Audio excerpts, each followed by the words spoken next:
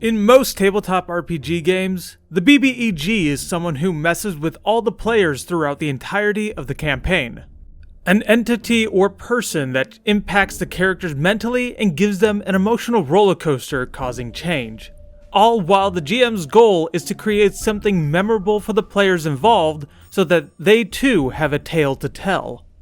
But what if I told you that there is a Pokemon-like creature within PF2e's system that is an ideal template for how to do a foe that can challenge your party at all levels, leading them on a grand adventure that, if the GM wanted to, could range from level 1 to level 20.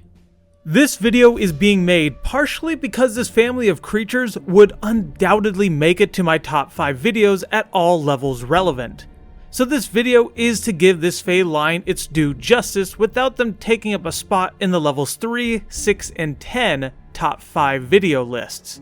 But before we get into the video, this is your daily reminder to like and subscribe. Now, without further ado, let's say the level 1 party are common folks from a village. Farmers, masons, lumberjacks and stable hands, or perhaps even a shopkeeper. The area doesn't have too many guards who are of note, more or less aim to keep the peace and scare off low-level monsters, animals, and the odd bandit or two with numbers. Well, one particular late spring evening, people in the village began speaking of haunting sounds and the feeling of unease. The party can also make checks to see if they succumb to fears and intimidation checks. Passing or failing, the first victim ends up being a child, who was found torn to shreds in their own bedroom or in a barn house where they would sleep until their morning work routine would begin. Nothing of note is found by the guards or villagers who look upon the gruesome scene, and nothing like it would happen again for several months. When out of the blue, the village begins to feel that odd sense of unease in the air again, but this time, the party encounters several creatures that they've only heard in tales that make their way from travelers or stories told around the campfire. On one night, a tooth fairy or two goes around and begins causing trouble. The guards try to chase it, but it's the party who ends up killing them in the tavern after a hard day's work.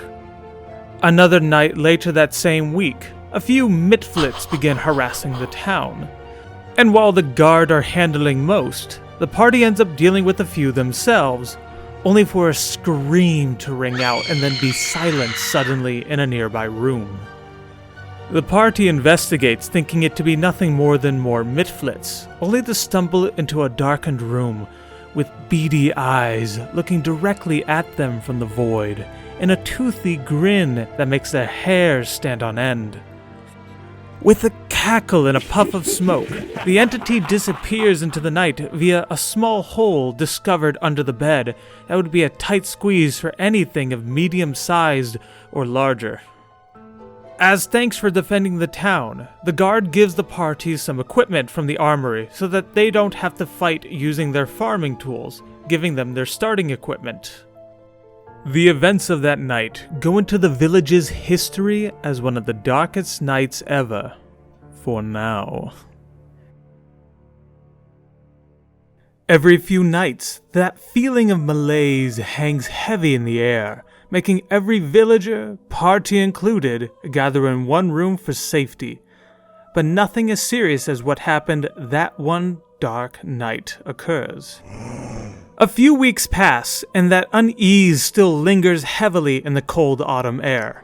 Nobody has seen that entity you've described yet, but you know it's still out there, waiting, watching. The village refuses to let the unease sour the experience of the upcoming Seven Veils celebration, which is a night of dancing, illusions, and mystery. Think of it as Halloween for Galarian.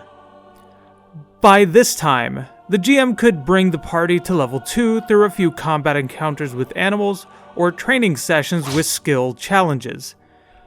They have begun to hone their skills and be prepared for when they next meet this entity that haunts their village that they saw. They grew attached to one another through this traumatic event, and have become an unlikely ragtag adventuring party when their jobs aren't too demanding. As the Feast of Seven Veils goes on, and illusions are worn in celebration, the air is heavy with tobacco, fog, dancing, and spices from delicious food and drink. What could possibly go wrong as the festivities go on as more and more people are showing up? A quick perception check, or someone good with numbers would recognize that this is far more people than the village has as a whole. Did a passing caravan stop by the town, or had someone's family been invited to a small town gathering? Despite the rather odd number of people, the event goes well for a time, until suddenly, there's a scream from around the corner, only for the majority of the crowd to panic and look around. Several illusions begin to fall, only to reveal a myriad of low-level fae and creatures. A satyr who just wants to party, to a Nagrif who begins to eat the decorations, and a few pixies swirling about laughing as if this is all just a standard part of the night. The party fights those that actually seem dangerous to the village, while some of the more fun fae just keep on cheering and enjoying their time, watching the brawl go on. Right as the fight concludes, another scream rolls out from the nearest alleyway, only for it to fade. Intimidation check for the whole party, as fear from that night grips them like a vice. As the party finishes the combat and rounds the corner, they see that very figure that has sown fear in the heart of the village, hunched over a fresh corpse. Potentially someone they even know. And it begins to grow and grow and shift and change and morph until it goes from a small size to a medium. Its small hat becomes slightly taller, its body more muscular, and as it turns to face the party, the beady eyes are large and terrifying. Its mouth full of razor-sharp teeth like that of a shark, as its simple clothing becomes a gaudy outfit that unfurls and looks out of place for such a simple village. It cracks an evil grin, taking off its hat, and looks directly at the party and in a guttural and awful voice says, "Better luck next time," as it casts invisibility and disappears into the heavily fogged night, letting out a loud cackle that fades into the night. What the GM does from this point on is where the adventure truly begins. I present to you the Boogie, Bugaboo, and most importantly, the Boogeyman. Starting off with the Boogie, the starter form of this 3-stage nightmare for your players who would be level 1 PCs when first encountering this foe. Let's read his bestiary entry to really understand them. A Boogie typically hunts a single creature at a time, usually a small child or elderly person, methodically stalking and tormenting their prey, often hiding under a bed amid a dark attic space or in a closet left slightly ajar. The Boogie delights in the slow, methodical cultivation of fear in its victims. That fear cultivation is why the attacks are weeks to months apart. It savors the flavor left lingering in the air by its horrendous actions. At level 3, this thing could be a boss unto its own for a level 1 party fight. But where's the fun in that when this creature has an amazing ability that lets it become something more? To which the main ability shared by all 3 stages is Devour Soul. Which if the Boogie has killed a creature recently, they can consume its soul. If a Boogie devours 3 souls in a year, they become the next stage in this terrifying 3-staged horror show, the Bugaboo, a level 6 creature. If the Bugaboo consumes 6 souls, they become the Boogeyman, a level 10 creature with no ceiling on how difficult it can become, though you could easily go from this to something homebrewed entirely beyond the Boogeyman, like the Boogie Boss, or something similar from One Piece called Tot Musica, or the Demon King of Songs, but change songs to dreams. The Buggy family feast on fear and terror. Like a fine wine, they cultivate it until they cannot wait any longer and indulge themselves, tasting the fear of a creature they have been tormenting for weeks or even months. How the party and the GM handles the bugaboo and its growth cycle is different from a small village, where only a few dozen people reside. It can move on to a town with hundreds of people, or later, a city with thousands of potential victims. And while the bugaboo has a newfound language, spells, and tricks, once it evolves into the boogeyman, it becomes an entirely different ballgame.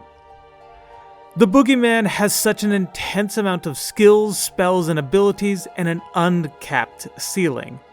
The GM could keep adding mechanics to easily make it a true terror, even as the party approaches level 18 or 20, that can make the final form of the boogie able to make an entire city reek of fear. Or, the GM could end the boogie experience early, and roll it into an even darker Fey who set loose the boogie at level 3 in the first place. The Devour Soul ability is a prime example of something you could give any creature to seek evolution in form. A simple rock elemental like the Living Boulder at level 2, consuming a chunk of primal earth, could turn essentially Geodude into a Graveler. From a small boulder to a huge rock elemental, and then even further where the party could fight a literal mountain, which is a being something truly absurd that could almost warrant attempting to unleash the Tarrasque to destroy, as it did the World's Edge Mountains, which were created by the Tarrasque's rampage in the past. Tie the primal earth chunks into a witch's patron backstory, and you have yourself a very compelling narrative. If you enjoyed the video, please subscribe and like to help me out. I know I'm not the fastest at getting videos out, but I find making them so much fun that I would love to make it my full-time job. And I hope to make it all go faster and faster as I get great feedback and ideas from you all to improve what it is you get to see. But to those who have liked and subbed already, thank you so very much. You are all truly incredible. And until the next video, folks, may the dice be in your favor.